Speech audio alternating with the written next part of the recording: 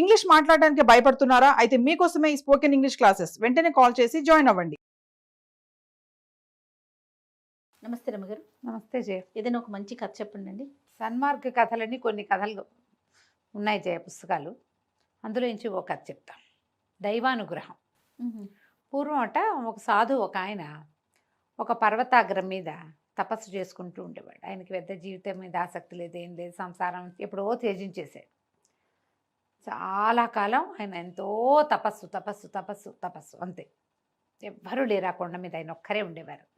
దిగి కిందకి కొంచెం ఒక పక్కకి దిగి అక్కడ ఏదో కోనేరు ఉంటే అక్కడ స్నానం చేసేవారు. స్నానం సంధ్యావందనాదులు అక్కడ ముగించుకొని ఏదో అగ్నికార్యం చేసుకుని తపస్సు చేసుకునేవారు. ఏదైనా దొరికితే తినేవారు. తపస్సే ఆహారంగా కూడా ఉండేవారు.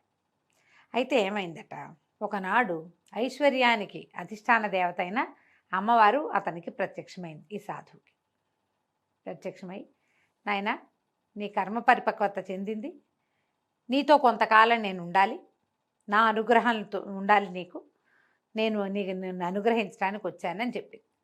నేను అన్నాడమ్మా, నువ్వు సంపదలకు అధిష్టాన దేవతవి, నాకెందుకమ్మా సంపద, నేనేం చేసుకుంటాను? నీ సంపద కోసం, నీ అనుగ్రహం కోసం అగచాట్లు పడుతున్న వాళ్ళు బోళ్ళెంతమంది ఉన్నారు. పరితపించిపోయేవాళ్ళు, అడుగులకు మడుగులెత్తడానికి ఎంతోమంది ఉన్నారమ్మా, వాళ్ళల్లో ఎవరినైనా ఒకళ్ళని ఉద్ధరించు, నాకు అక్కర్లేదు అన్నాడు. అంటే ఆవిడ ఒప్పుకోవాలి. కాదు నాయన, కర్మకి నువ్వు బద్ధుడివే, నేను బద్ధురాలనే. నేను కూడా ఇప్పుడు నిన్ను అనుగ్రహించవలసిన సమయం ఇది, నేను అనుగ్రహించి తీరాలి, దీంట్లో నుంచి నేను కూడా తప్పుకోలేను. నువ్వు ఇంత తపస్సు చేసావు, నిన్ను నేను అనుగ్రహించాలి, కాబట్టి నన్ను నీతో ఉండనివ్వు, నేను నీతోటే ఉంటాను, నీకు చాలా అనుగ్రహం లభిస్తుంది, నాది నీకు సంపద వస్తుంది, రాజానుగ్రహం లభిస్తుంది, చాలా గౌరవ మర్యాదలు లభిస్తాయి, అద్భుతమైన జీవితం ఉంది నీకు అన్నది. నాకు అవేం వద్దమ్మా అన్నాడు. వద్దన్నా సరే అవి ఉంటాయి నాయన, అంతేను, నేను నీతోటే ఉంటాను. ఈయన నవ్వొచ్చింది, అతనికి సంతోషించాడు. సరేలేమ్మా, నీ అనుగ్రహాన్ని నేను ఎందుకు కాదనాలి, అయితే ఏనాడైతే నా మీద నుంచి నీ అనుగ్రహం తప్పిపోతుందో ఆనాడు నాకు తెలియజేయమ్మా అని చెప్పాడు. అలాగేనని దేవి అంతర్ధానం చెందింది. మర్నాడు ఈయన కొండ మీద నుంచి దిగి కోనేట్లోకి వచ్చాడు. స్నానం చేసి వెళ్తుంటే రాయిట్ట బద్దలై ఆయన చూస్తుండగా అందులో నుంచి ఒక గిన్నె ఇంత పాత్ర, దాని నిండా బంగారం కనపడింది. ధనం లభిస్తుందని చెప్పింది అమ్మ, కనపడింది. ఆయనకి నవ్వొచ్చింది. ఎందుకు, నాకు ఏం చేసుకుంటా నేను, దాంతో తినేది లేదు, తాగేది లేదు, కట్టుకునేది లేదు, అనుభవించేది లేదు, ఎందుకు నాకు ధనం? దాన్ని పక్క నుంచి తప్పుకొని పైకి వచ్చేది. సాయంకాలం ఆయన తపస్సు అది అయిపోయాక వచ్చి ఆ గుహలో నుంచి బయటకు వచ్చి ఒక రాయి మీద కూర్చున్నాడు. ఆయన అట్లా కిందకు చూస్తుంటే దూరంగా రాజమహలు అవి కనపడుతున్నాయి. ఈయనకు ఒక లోపల నుంచి ఒక సరదా వచ్చింది, అమ్మ అనుగ్రహం ఏమిటో చూద్దాం. ఇంకా పొద్దునేమో బంగారం కనపడింది, మనకు అక్కర్లా. ఇంకా ఆవిడ చెప్పింది కదా, రాజాశ్రయం, రాజానుగ్రహం, ప్రజలు నేను జేజేలు పలుకుతారు, అడుగులకు మడుగులొత్తుతారు, ఏమిటో అది చూద్దామనుకున్నాడు. దిగి నడుచుకుంటూ వెళ్ళిపోయాడు. ఆ కొండంతా దిగి నడిచి మర్నాడు పొద్దున రాజుగారు సరిగ్గా లోపల సభ తీరి ఉండగా లోపలికి వెళ్ళాడు. ఈయన అలా లోపలికి వెళ్ళాడు. సభలోకి జనాలు చాలామంది కూర్చున్నారు. రాజుగారు తన సింహాసనం మీద ఉన్నాడు. ఎవరో మహానుభావుడు తేజస్వి నడిచొస్తున్నాడు, వచ్చాడు లోపలికని. ఆయన దిగి వంగిట్ట నమస్కారం చేశాడు. ఈయనకు ఒక గొప్ప సరదా వచ్చింది.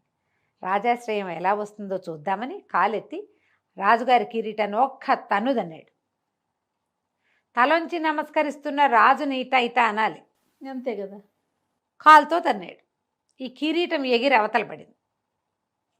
ప్రజలు హాహాకారాలు చేశారు, సైనికులు కత్తులు దూశారు, మంత్రులు వాళ్ళు అన్నారు, కొంతమంది ఉద్రేకపడ్డారు. ఇలాగే కదా జరుగుతుంది. అయితే దేవి అమ్మవారి ఈయన వెంటుంది. ఆమె మరి అనుగ్రహం ఉంటుందని చెప్పిందిగా. సరే, ఇతన్ను తన అనుగ్రహాన్ని పరీక్షిస్తున్నాడని ఆవిడకు కూడా తెలుసు. దేవి ఎట్లా అనుగ్రహించిందంటే, ఆ పక్కకి పడిపోయింది చూడు కిరీటం, అందులోంచి బుస్సుమంటూ ఒక తాచుపాము పిల్ల బయటకు వచ్చింది. ప్రజలు మళ్ళీ హాహాకారాలు చేశారు. అయ్య బాబోయ్, రాజుగారు ఆ కిరీటం రాత్రి పక్కన పెట్టి పడుకుంటాడు, ఈ తాచుపిల్ల ఎప్పుడో అందులో చేరింది, ఈయన చూసుకోకుండా పొద్దున్నే ఈయన నెత్తిమీద పెట్టేశారు. చెలికెత్తలేవరో వాళ్ళే కదా దాసులు పెడతారు. సరిగ్గా వేళకొచ్చి మహానుభావుడు సన్యాసి ఈయన కాపాడాడు. ఓహో ఓహో అన్నారు. పాము పిల్లని చంపేశారు. మళ్ళీ కిరీటాన్ని పట్టుకొచ్చి సాధువు గారి చేతిలో పెట్టి మీ తమరే అలంకరించాడు మహానుభావ అన్నారు. ఈయనే మళ్ళీ నెత్తి మీద పెట్టాడు. ఓహో అన్నారు. ఇక రాజు ఎంత సంతోషించాడు, ఎంత ఆనందించాడు. ఆ ఒక్క క్షణంలో ఎన్ని భావాలు ముప్పిరిగొన్నాయి ఇక్కడున్న జనం అందరికీ. అన్నీ కలిసి రాజుగారికి ఎంతో ప్రీతిపాత్రమైన వాడిగా అయిపోయాడు సాధువు. ఇక తమతో మాతో ఉండని బతిమిలాడుకున్నారు. ఒక పెద్ద భవనం కేటాయించారు, దానికి ఒక పెద్ద పక్కనే తోట, అందులో పెద్ద కొలను. మాతో ఉండండి అని బతిమిలాడి కొద్ది రోజులు ఉంచుకున్నారు. ఈయన ఏం చేశాడు, కొన్నాళ్ళు గడిచాక దేవి అనుగ్రహం కనపడుతోంది. అడుగులకు మడుగులు ఒత్తుతున్నారు. ఏ దేవాలయానికి వెళ్ళి ఆయన నడిచి వెళ్తే జనం అంతా తాగిలు పడిపోతున్నారు. రాజును కాపాడాడు మహానుభావుడు. కొండ మీద ఉన్న ఆయనకి రాజుగారి నెత్తి మీద ఉన్న కిరీటంలో తాచుపాము పిల్ల ఉందని తెలిసిందంటే సామాన్యమా మరి? అదే కదా కదా. అయితే ఏమైంది, ఈయన చూడగా ఒక రోజు రాత్రి ఆయనకి ఏమనిపించింది, అసలు దేవి అనుగ్రహం ఇంకా ఎంత ఉందో చూద్దాం. అర్ధరాత్రి వేళ ఆయన తన భవనం విడిచిపెట్టి రాజుగారి అంతఃపురం లోపలికి వెళ్ళిపోయాడు. రాజు రాణి పక్కపక్కనే శయనించి ఉన్నారు. ఈయన వెళ్ళి ఆ పడుకున్న రాణిని రాజుగారిని చెంపలు వాయగొట్టేశాడు. రాజు రాణి నిర్ఘాంతపోయారు. వాళ్ళిద్దరిని రెక్కలు పుచ్చుకుని ఈడ్చుకొచ్చేసాడు బయటికి. తీసుకొచ్చి బయట పారేశాడు. కాపలా వాళ్ళు పరిగెత్తుకొచ్చారు, అంతఃపుర రక్షకులు పరిగెత్తుకొచ్చారు, తృతీయ ప్రకృతులు కూడా ఉంటాయి, వాళ్ళంతా కూడా వచ్చారు, ఈటలు బారు చేసి పరిగెత్తుకొచ్చారు ఏదో జరిగిపోతుందని. ఇంతలో ఏమైంది, దేవి అనుగ్రహం ఈ ఏ భవనంలో అయితే రాజు రాణి పడుకుని ఉన్నారో అది కూలిపోయింది. ప్రజలంతా ఓహో అన్నారు. మళ్ళీ బాగుంది. ప్రజలంతా అసలు మామూలుగా కాదు. రాజు రాణి ఇద్దరినీ కాపాడాడు. 2 సార్లు రాజుగారి ప్రాణాలు కాపాడాడు ఆయన. అందరూ అక్కడి నుంచి ఆ భవనం పడిపోయింది, దాన్ని ఎత్తారు. అవన్నీ ఈయన్ని మళ్ళీ ఇంకో ఓహో అన్నారు. ఇంకా కొంతకాలం ఉంచుకున్నారు. సరే, ఒకరోజు ఏమైంది, ఈయన తోటలోకి వెళ్ళాడు. వెళ్తే ఒక చక్కటి పచ్చటి మామిడి పండు ఒకటి కనపడింది ఆయనకి. వెళ్ళి ఆ పండు కోసి పండు చేత్తో పుచ్చుకుని అటు ఇటు తిరుగుతుంటే రాజుగారు వచ్చి పొద్దున్నే దండం పెట్టాడు. మధ్యాహ్నం ఏమో అయిందిలే, దండం పెడితే ఈయన ఆ పండుని చేతిలో పెట్టాడు. ఈయన అదేదో ప్రసాదంగా భావించి రాజుగారు ఆ పండుని కళ్ళకద్దుకుని తీసుకుపోయాడు. మర్నాడు తింటాడు. చీకటి పడింది. సాధువుకి కల్లో కనపడింది అమ్మవారు. నాయన, నా అనుగ్రహం సమయం అయిపోయింది, నేను వెళ్ళిపోతున్నా, ఇంకా నేను నీతో ఉండట్లేదు చెప్పి. సరేని అనుకున్నాడు. పొద్దున్నే ఈయన లేచాడు. రాజుగారు కూడా ఉదయకాల స్నానం సంధ్య ముగించుకుని సాధువు గారు ఇచ్చిన మామిడి పండుని కొరికాడు. ప్రసాదం కదా, స్నానం ముగించుకుని తిందామనుకున్నాడు. ఎప్పుడైతే అది కొరికాడో అందులో ఏం విషం ఉందో తెలీదు. రాజుగారు కళ్ళు తిరిగి పడిపోయాడు. చేతులు అవి నీలంగా అయిపోయినాయి, పళ్ళు అవి రంగు మారిపోయినాయి. గందరగోళం నెలకొంది. రాణిగారు కేకలు పెట్టింది. సైనికులు పరిగెత్తారు, చెలికత్తెలు పరిగెత్తారు, వైద్యుల్ని పిలిచారు.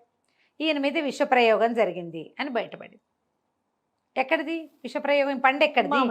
మామిడి పండు ఆ గురువు గారు ఇచ్చాడు. అంతే. వెంటనే వాళ్ళకి ఏమనిపించింది, 2 సార్లు కాపాడితే ప్రాణాలు ఆయన నెత్తి మీద పెట్టుకునేసరికల్లా ఆయన ఈ రాజ్యం హడపాయించేయాలని చూశాడు. రాజుకి తనని నమ్మించి విషప్రయోగం చేయబూనాడు. చంపేయండి, పెడరెక్కలు వెరిచి పట్టరండి సాధువుని అన్నారు. కానీ రాజు వారించాడు, వద్దు ఆయన ఇక్కడి నుంచి పంపించేయండి అనగానే పరిగెత్తుకుంటూ సైనికులందరూ వెళ్ళి సాధువు గారిని చేతులు పుచ్చుకుని బయటికి తీసుకొచ్చేశారు. కొండ దాకా తీసుకెళ్ళి విడిచిపెట్టారు. ఈ మంత్రి చెప్పాడు, ఏ సాధు, నీ వల్ల రాజు 2 సార్లు బతికాడని నిన్ను క్షమించి వదిలిపెడుతున్నాం, లేకపోతే నిన్ను అక్కడే అంతఃపురం దగ్గరే హతమార్చేసేవాళ్ళం. మళ్ళీ కొండ దిగి రావద్దు, మా రాజుగారి దగ్గరికి నువ్వు రావద్దు, వెళ్ళిపో. ఆయన నవ్వుతూ తన దారిని తన కొండెక్కి వెళ్ళిపోయాడు. భగవద్ అనుగ్రహం ఉంటే ఇలా జరుగుతుంది. ఎప్పుడైతే ఆ కాస్త అనుగ్రహము తప్పిందా అంతే సంగతి. అంతే. అనుగ్రహ శక్తి ఇలా ఉంటుంది. దేవుడు నిన్ను పూనుకున్నాడా, పూనుకుంటాడు. ఎప్పుడైతే ఆయన తన చెయ్యి నీ నెత్తి మీద నుంచి తీసేశాడో ఇంకేముంది, నీ ప్రమేయం లేకుండానే నువ్వు తప్పుల దారిలో పడిపోతావు. నువ్వు ఎన్ని తప్పులో చేసేస్తావు, ఎన్ని పొరపాట్లో చేస్తావు, ఎన్ని రకాల అగచాట్లో పడతావు. దైవానుగ్రహం అలాంటిది. భగవంతుడు ఉంటే చాలు. దీనికి తార్కాణంగా ఏం చెప్పారంటే ఆ కథలో, పాండవులు ఎన్నిసార్లు ప్రాణాపాయ స్థితిలోకి వెళ్ళారు. కానీ భగవానుడైన కృష్ణుడు వాళ్ళతోటి ఉండటం వల్ల అవును. తక్కువ మంది ఉన్నా కూడా వాళ్ళు యుద్ధాలు జయించారు. ఎంతో లౌకికమైన శక్తియుక్తులు ప్రజ్ఞాపాఠవాలు కలిగినటువంటి దుర్యోధనుడు దైవశక్తి ఆనుకూల్యత లేకపోవటం వల్ల ఓడిపోయాడు, మరణించాడు. అవును. అదే పాండవులు కృష్ణ నిర్యాణానంతరం వాళ్ళ శక్తి మొత్తం పోయింది. కృష్ణుడు వెళ్ళిపోయాక అంతే. అర్జునుడు కృష్ణుడి భార్యల్ని మనకి హస్తినాపురానికి తీసుకొస్తే ఎవరిని దస్యులు వాళ్ళు వీళ్ళు భిల్లులు వెంట పడితే వాళ్ళని జయించలేకపోయాడు ఆయన. గాంధీవం పనిచేయలే అతనికి, ఏమీ చేయలేక లేదు. ఆ దైవ బలం మన పక్క నుంచి తప్పిపోయిందా ఇక మనం చేసేదేమీ లేదు. కాబట్టి దైవ బలాన్ని పెంచుకోవాలి. దీనికి చేయవలసిందేమిటి? ప్రార్థన, సహాయం రెండు. తప్పకుండా రమణ. నమస్తే. నమస్తే.